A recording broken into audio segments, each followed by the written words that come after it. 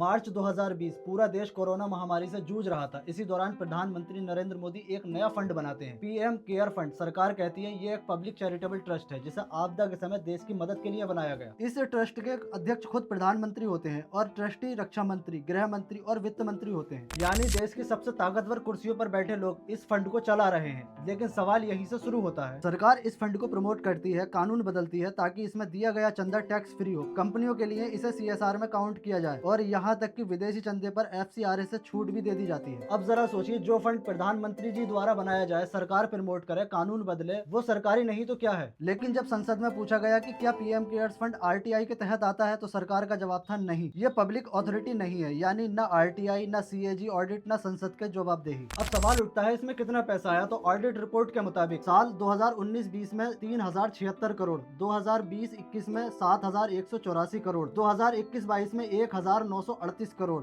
2022-23 में 912 करोड़। यानी सिर्फ 4 साल में 13,100 करोड़ से ज्यादा, और ब्याज जोड़े तो आंकड़ा 14,000 करोड़ के आसपास पहुंचता है। अब सवाल यह है कि जब पहले से ही नेशनल डिजास्टर रिलीफ फंड मौजूद था तो नया फंड बनाने की जरूरत क्यों पड़ी। तो इसका जवाब है, उस पुराने फंड में सीएजी ऑडिट होता है, संसद को जवाब देना पड़ता है और आरटीआई भी लागू होती है। लेकिन पीएम केयर्स फंड में किसने कितना चंदा दिया, पैसा कहाँ खर्च हुआ, टेंडर किसे मिला, वेंडर किसे चुना गया, इनमें से किसी सवाल का डिटेल जवाब सार्वजनिक नहीं है। सरकार साफ कहती है पीएम केयर्स फंड आरटीआई के दायरे में नहीं आता है। जहाँ पैसा जनता का है लेकिन जवाबदेही किसी की नहीं।